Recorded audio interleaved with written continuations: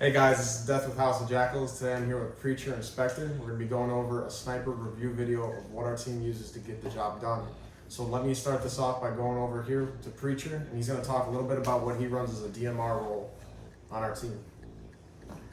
What I have here is my Scar H SSR from VFC. Originally was AEG, ran it for a while, really wasn't digging what it was doing and decided to go HPA. Actually ended up going with a Polarstar Fusion Gen 2. Just the generation that I think that works the best, especially with this. I dropped it in, started doing some modifications to it, then started getting really crazy. I got a custom CNC hop up in here to where I can actually align the barrel to the hop up and the hop up to the gearbox. Alignment is everything in this. This is why I can push what I can out of it. I've also got a custom hop-up rubber in it that I've made myself.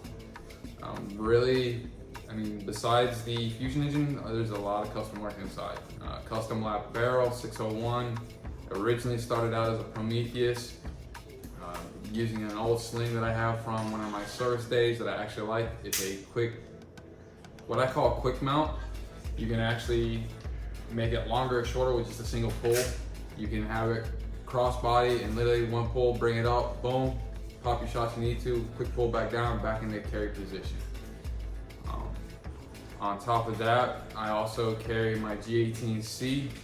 I normally carry 3 to 4 extended mags, maybe, depending on the op, might go down to just the shorty mags.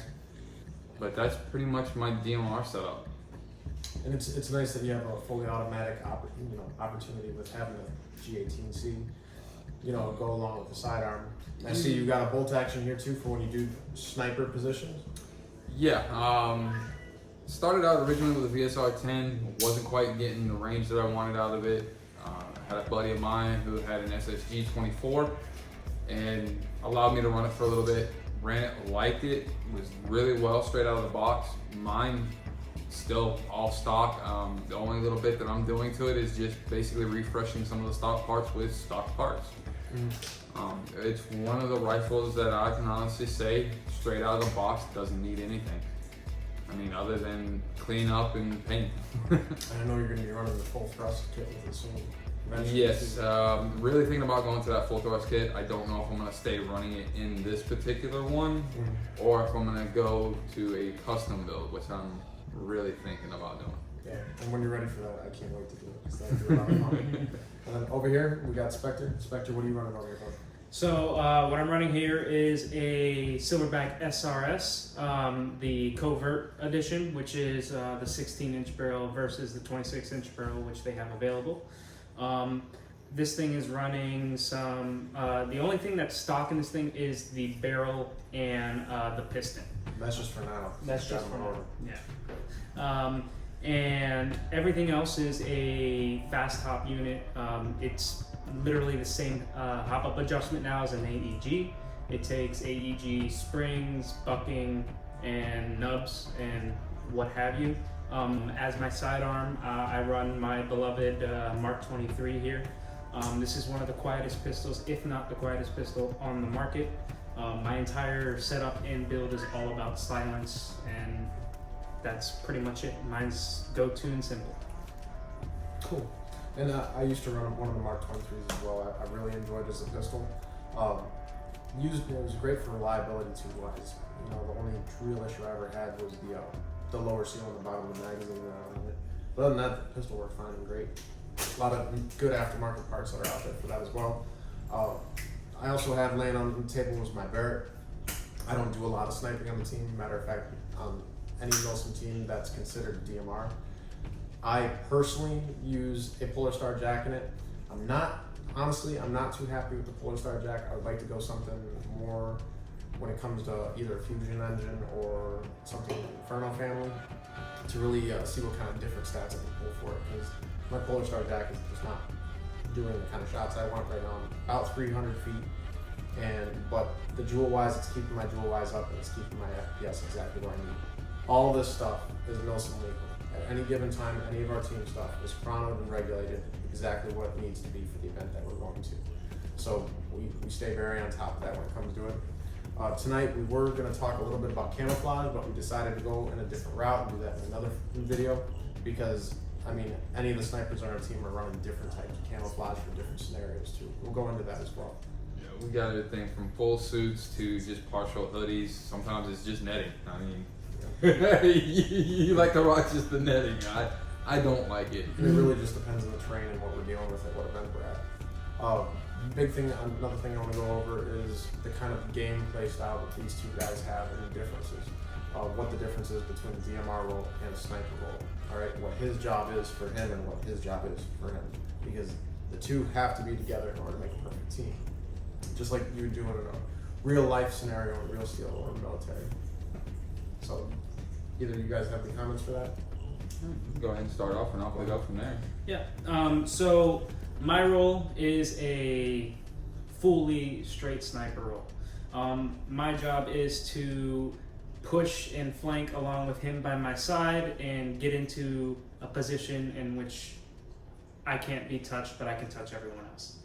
And I have to spot everything as best as I can before he can spot it, and he spots everything in areas that I can't spot. That is the best way I can explain it. And we get there as fast as we can before anyone else, and that's it. That is. The sniper should always have the perfect kill line of whatever scenario it is, whether we're moving from building to building and he's giving us cover fire suppressively, or even quietly between each building, or if we're just trying to pick somebody off in a different objective. But then that goes over to here where we talk about Preacher and how Preacher has to take care of that middle ground for him and us. Yeah, and normally the way we have our two setups, I either run with my DMR with him with his sniper, or we'll run both our dual sniper setups. When we're running our dual sniper setups, normally he's the one taking the quiet, stealthy shots. I'm the one that only comes into play when either one, somebody's coming in off the one of the sides that he can't see, or two, we're getting more than what he can handle on his own, and we're needing to lock down an area.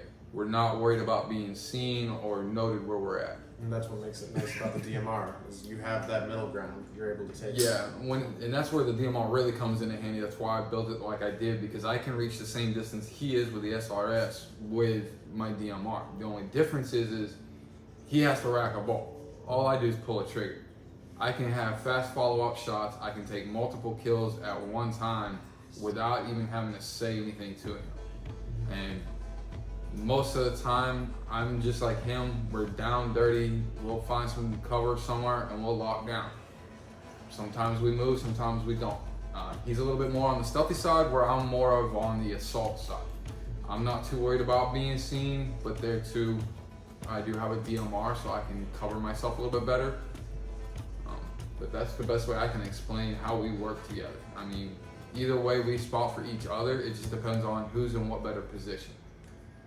Yep. And that's the big thing, you know, DMRs are super, super useful when it comes to suppression, especially if people are hunting the sniper, which eventually, I mean, it happens. All of a sudden now somebody knows where the sniper is. You could have glare, you could have a shot, you could just have somebody having a good random guess.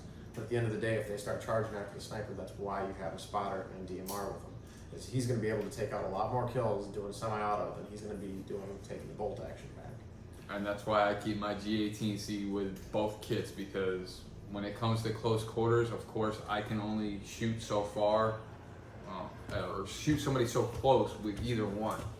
And when it comes down to it, yes, I like the Mark 23 as well, but there too, it's still semi-auto. You know, you still need something that can throw some quick rounds down at close range. And no offense, but the only options you have is either a G18C or getting the Extreme 45. A lot of people don't like the Extreme 45 because of the high rate of fire it has. So really your only option is the G18C. And then jumping on that with the Mark 23 is the trigger pull. I mean, not a lot of people like the trigger pull. You need, yeah, it's got a nasty trigger pull. It's a very long, steady trigger pull. Long and heavy. Long and heavy as well. So it's like you said, you need something that's quick trigger pull or quick firing. As simple as that. I know, I 100% agree. Another big thing that you both utilize, no matter what guns you have, is even though you say you play a little bit more louder than he is, all of the guns are suppressed. Oh yeah, I mean, there's foam-filled suppressors, not to mention we even pad down some of the internals to keep any of it rock, any shake, anything. These guns stay as quiet as they possibly can on the field.